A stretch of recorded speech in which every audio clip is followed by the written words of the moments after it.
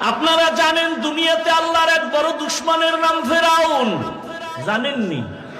বলেন তো সেই ফেরাউনের স্ত্রীর নাম কি? আসিয়ার হিসাব জানেননি? আসিয়ার দাম কত?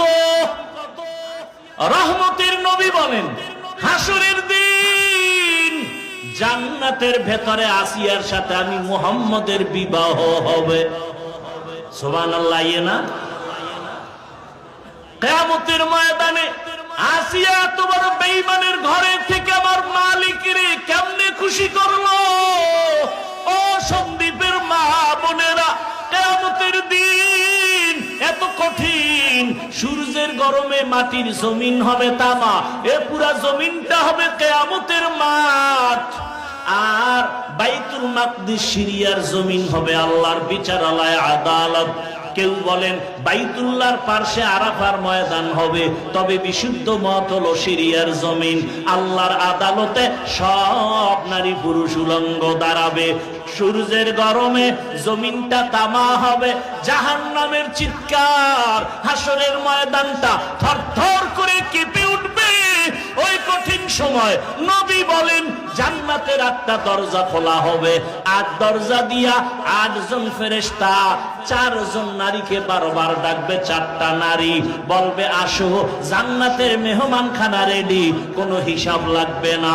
4 জন নারীকে বারবার ডাকবে।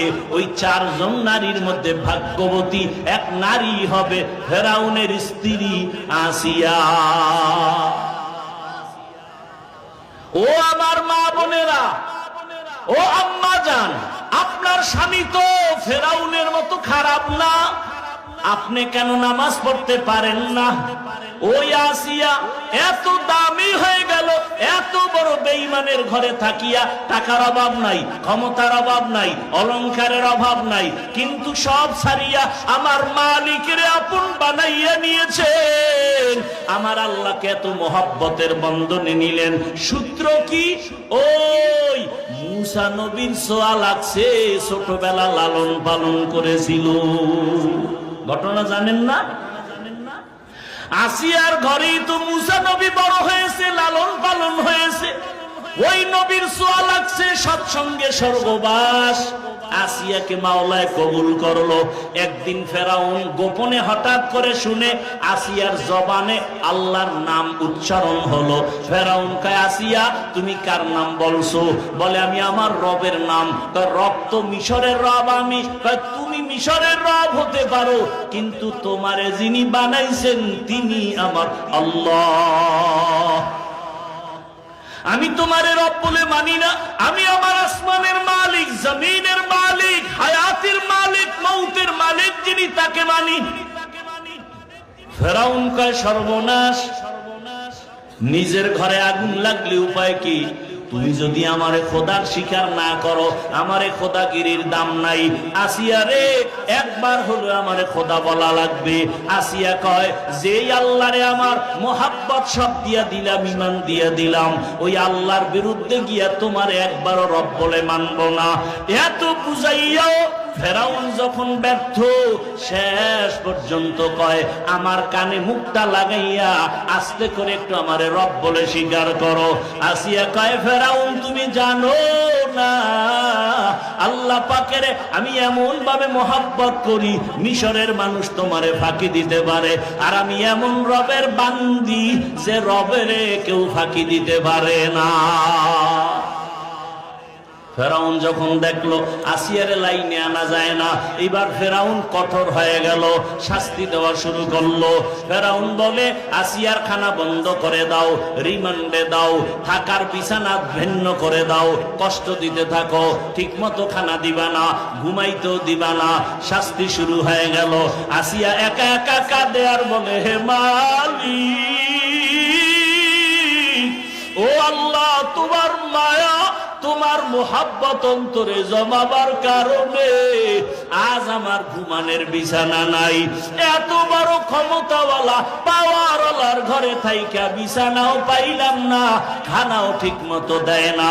ও আল্লাহ, তোমার কাছে আমার দাবি, ধৈর্য ধারণ করার তৌফিক দাও।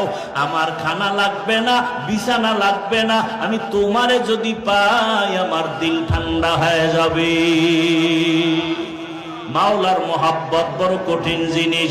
ওরে নবীর উম্মতেরা, ফেরাউন এত কষ্ট দিয়েও দেখে আসিয়াকে নরম করা যায় না।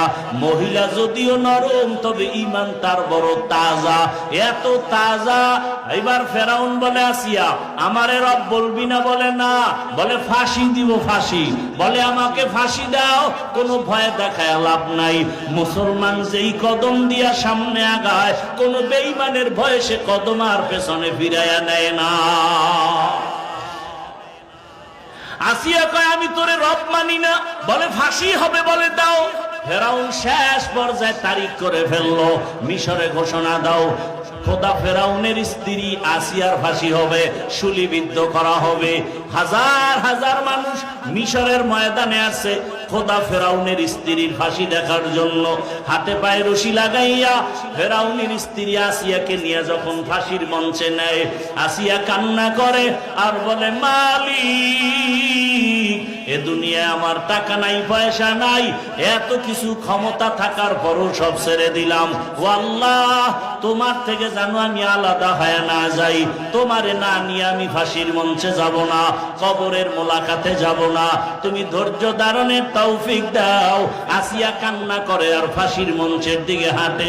হঠাৎ করে তাকায় দেখে রাস্তা দিয়া জামানার নবী মুসা হেঁটে যায়। চোখের পানি ছাড়িয়া ডাক দিয়া কয়, নবী আপনি জানেননি আমার কি হালাত? বলে জানি, সব জানি। বলে আপনি রবের সাথে তুর পর্বতে গিয়া কথা বলে আসছেন, এখন আমার বিদায় বেলা ফাঁসি হয়ে যাবে, একটু বলেন আমার রব আমার উপরে এখন খুশি নাকি বেজার? মুসা নবী চোখের পানি ছাড়িয়া কয়, আসিয়া তোমার ঈমান আমার মাওলার কাছে এত কবুল, আমার আল্লাহ তোমার উপরে এখন বড় খুশি, কোনো চিন্তা নাই। আসিয়া শুনিয়া দেরি না করিয়া দুই ফোঁটা চোখের পানি ছাড়িয়া আসমানে হাত উঠে একটা চিৎকার দিছে, কোরআনের আয়াত। আসিয়া ডাক দিয়া কয়, পালাত রব্বিবনিলি ইনদাকা বাইতান ফিল জান্নাহ। ও দয়ার মালিক, আসিয়ার দুনিয়াতে খানার কষ্ট, ঘুমের কষ্ট, থাকার কষ্ট, এত কিছু হাতের নাগালে পাইয়া ফেরাউনের সব ছেড়ে দিলাম। বিদায় বেলা তোমার কাছে একটা দাবি, জান্নাতের মধ্যে তোমার পাশে একটা ঘর বানাইয়া দিও, জান্নাতের ভেতর একটা ঘর বানায় দিও তোমার পাশে। আসিয়া কান্না করে দোয়া করে, আবার ফাঁসির মঞ্চের দিকে হাঁটতেছি।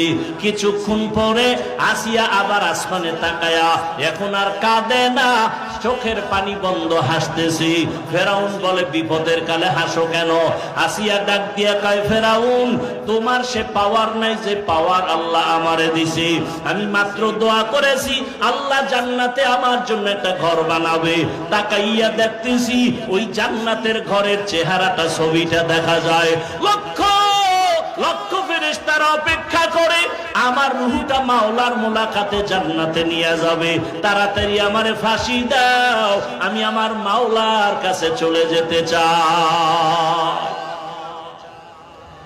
ও এলাকার মা বোনেরা, আল্লাহ সন্তান দান করেছেন, সন্তানটাকে আদর্শওয়ালা সন্তান রেখে যান। ডাক্তার বানাবেন, ইঞ্জিনিয়ার, প্রফেসর, কোরআনওয়ালা বানায় যাবেন, নবীর আদর্শওয়ালা বানায় যাবেন, জীবনটা ধন্য। ডাক্তারিও করবে, কোরআন পড়বে, নামাজ পড়বে, মা বাবার জন্য দোয়া করবে। ও আমার যুবক বাবারা, কয়দিন আর দুনিয়ায় বাহাদুরি করবা? চোখের সামনে কত লাশ আর লাশ। আল্লাহ আল্লাহর দরবারে তওবা করো। জীবনে গুনাহ তো কম করো নাই, মনের চাহিদা পূরণ করতে গিয়া কত রাত মোবাইল চালাইয়া গুনাহ করে কাটাইলা, এখনো কি আশা পূরণ হয় নাই? জীবনের আশা পূরণে কতবার দাড়ি কাটলা, নামাজ ছাড়লা, কতবার পার্কে পার্কে দৌড়াইলা, এখনো কি তোমার আশা পূরণ হয় নাই? দুটো পায়ে হাত রেখে বলি তওবা করো, মনটাকে বুঝাও। তোমার মতো জেনারেল লাইনে, বাংলা লাইনে, তোমার লাইনের যুবক যদি চাকরি করে নামাজ পড়ে, তুমি পারো না কেন? তোমার মতো কত সন্তান র্যাব, আর্মি, পুলিশ, বিডিআরের চাকরি করে নামাজ পড়ে, তুমি কেন পারো না? ও পর্দার আড়ালের আম্মা জান, আপনার মতো কত মা পর্দা করে নামাজ পড়ে, স্বামীর মাল হেফাজত করে, মোবাইলে সময় নষ্ট করে না, আপনারা কেন পারবেন না?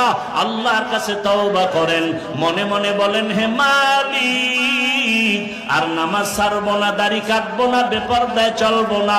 ও মা তওবা করেন, আর বেপরদায় চলবেন না, নামাজ ছাড়বেন না, মোবাইলে সময় নষ্ট করবেন না, স্বামীর মাল খেয়ানত করবেন না।